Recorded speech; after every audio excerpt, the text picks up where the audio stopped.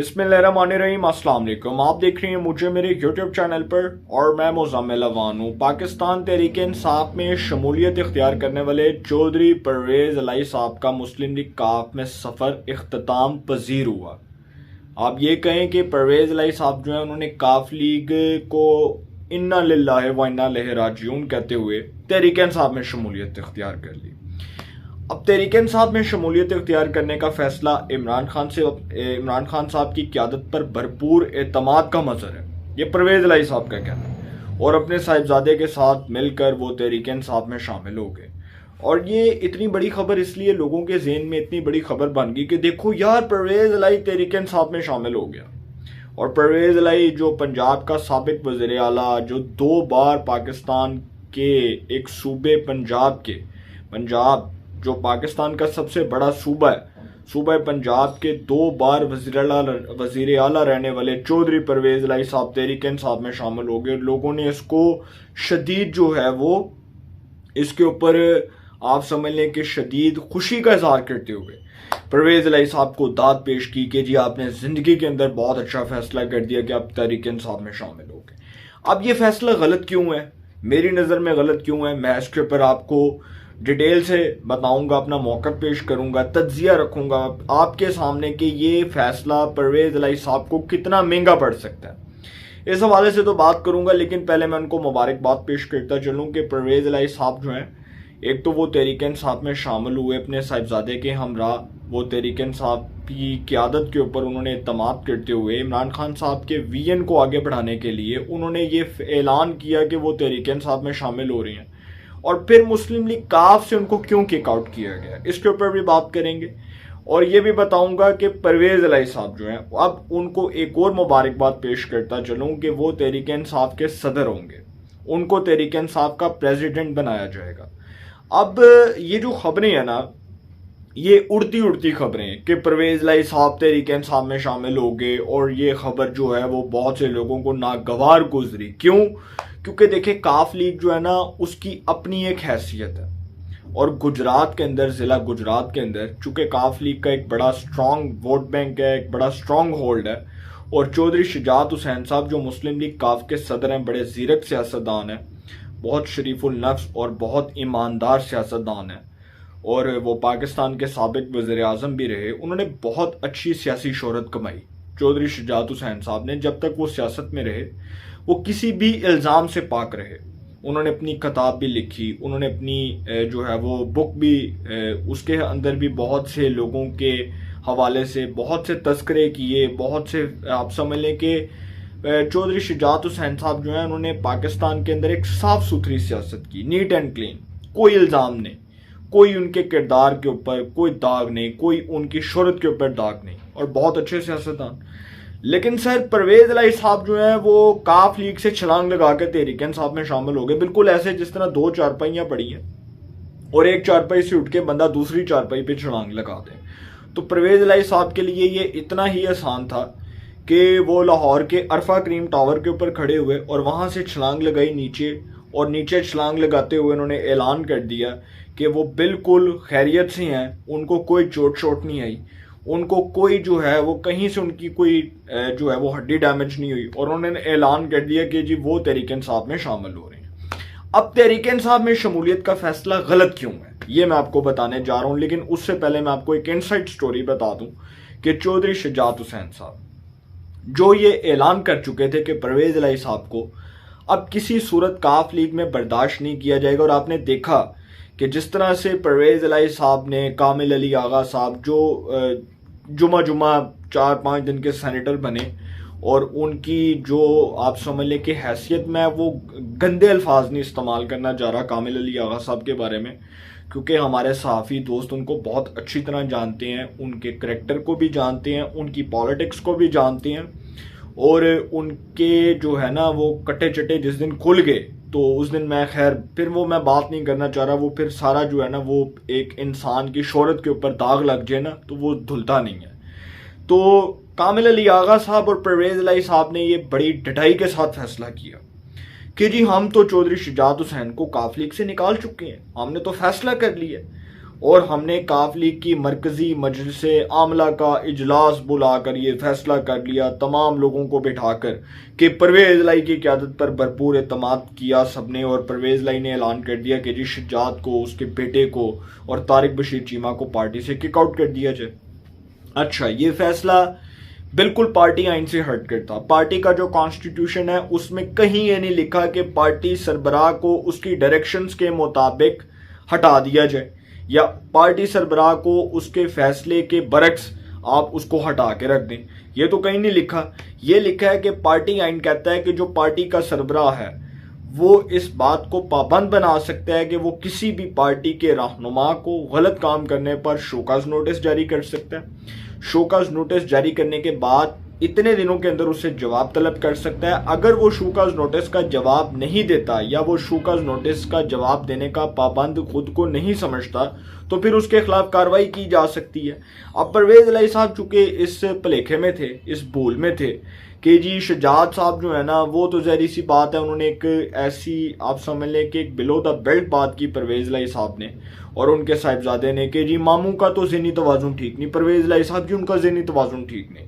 तो जी हम लोगों ने फैसला किया चुके कि हम लोग जो है उनको पार्टी से निकाल रहे हैं और वो पार्टी के लिए मज़ीद ख़तरनाक साबित हो जाएंगे कि कल को वो इस किस्म की बातें करेंगे। तो फिर परवेज इलाही साहब जो है ना, वो उन्होंने अपनी चालाकी और होशियारी को मद्देनज़र रखते हुए उन्होंने ये फैसला किया कि वो चौधरी शुजात हुसैन साहब को निकाल चुके हैं। इस फैसले के ऊपर इलेक्शन कमीशन ऑफ पाकिस्तान ने परवेज इलाही साहब को उनकी जुबान में जवाब देते हुए इनके इस फैसले को कलअदम करार दे दिया और चौधरी शुजात हुसैन साहब को बतौर पार्टी सरबराह बहाल कर दिया। उनको उनकी पोजीशन पर बहाल कर दिया, असल पोजीशन जो उनके हाथ में थी उस पर बहाल कर दिया गया। अब परवेज इलाही साहब को पता था कि आइंदा इंतखाबात में तो उनको टिकट नहीं मिलना काफ लीग का, और परवेज इलाही साहब को यह भी पता था कि काफ लीग के टिकट के बगैर उनकी क्या हैसियत है। तो आज़ाद लड़के देखेंगे तो बड़ी बुरी तरह जो है वो हार जाएंगे। तो परवेज इलाही साहब ने सोचा कि यार होन जड़े शुजात साहब ने उन्होंने तो अगली बारी टिकट कोई नहीं देना, तो पैरी भी पै गए तो हाथ भी जोड़ ले तो फायदा कोई नहीं। तो इस तो बेहतर यही है कि काफ लीग छड्डा तो तहरीक इंसाफ से शामिल हो जाए, अपने पुत्र नू नाल लैके पुत्र का हाथ फड़ के तहरीक इंसाफ से चला जाऊँ। तो वो जी उन्होंने ऐलान कर दिया और फिर जो ये ऐलान किया कि इमरान खान की क़यादत पर मुझे जो है ना वो भरपूर एतमाद है। सर अगर आप इनके स्टेटमेंट्स निकाल के देखें ना परवेज इलाही साहब के, तो परवेज इलाही साहब ये वही सियासतदान है जिनकी ऑडियो लीक हुई फवाद चौधरी साहब को, जो अल्फाज वो बोल रहे थे उसके ऊपर तो मैं ज़्यादा बात नहीं करूँगा। और फिर शर्म आती है मुझे इस तरह के लोगों के ऊपर कि फवाद चौधरी साहब की एहलिया जो खुद परवेज इलाही साहब के बारे में ये बात कर चुकी हैं कि परवेज इलाही साहब इस काबिल नहीं है कि उनकी इज्जत की जाए या उनको जवाब दिया जाए, क्योंकि परवेज इलाही साहब ने ख़ानदानी रवायात को पामाल किया। ये उनकी एहलिया के अल्फाज थे।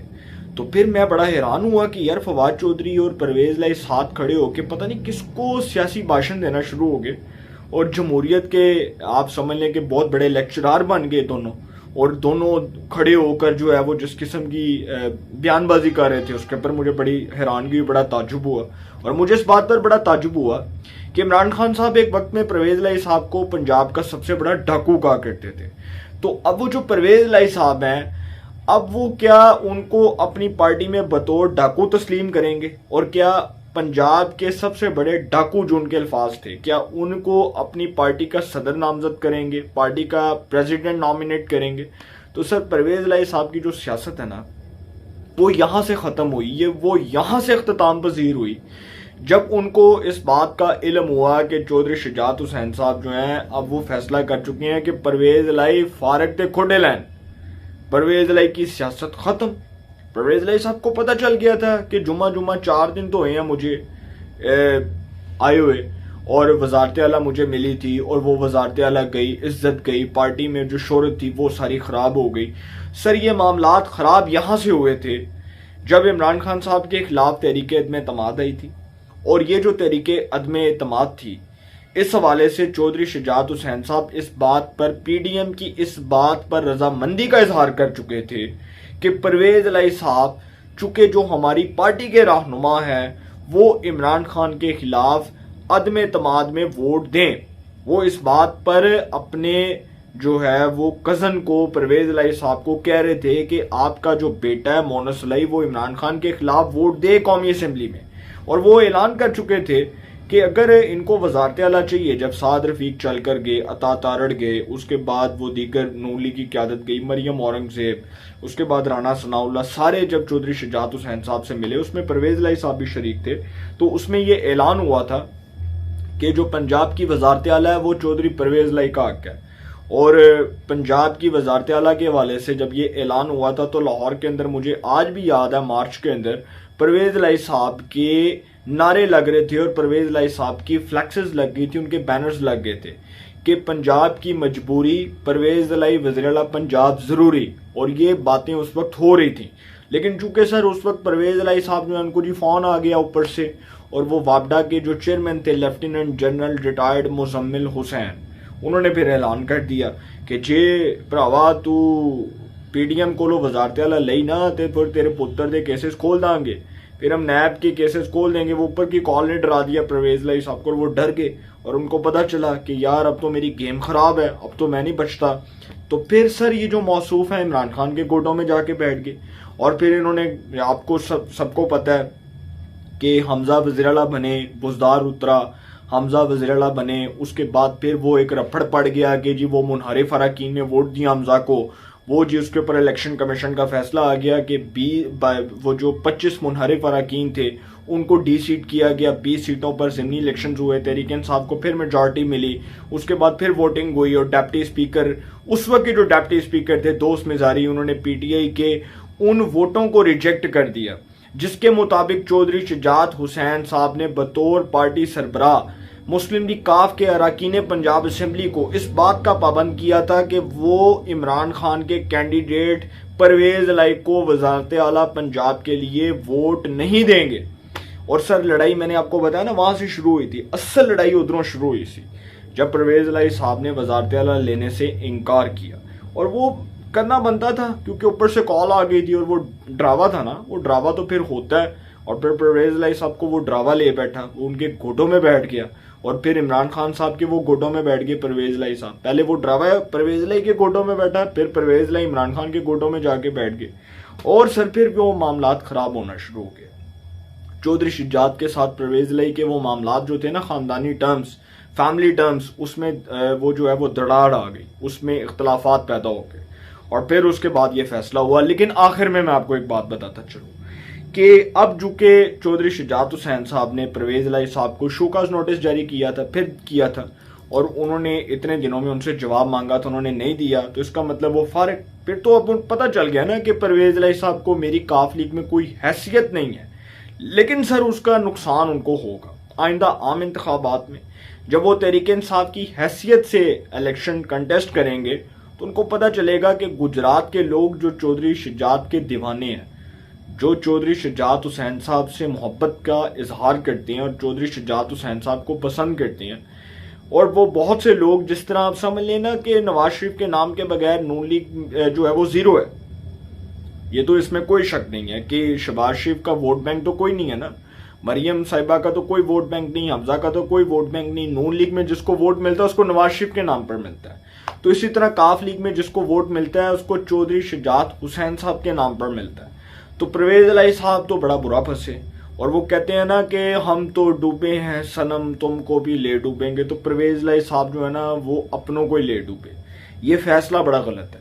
इस फैसले से वो तहरीक इंसाफ में ब्लैकमेलिंग का एक नया आगाज शुरू हो जाएगा। शाह महमूद कुरैशी, फवाद चौधरी, असद उमर, परवेज खटक, वो किस किस के हाथों ब्लैकमेल होंगे?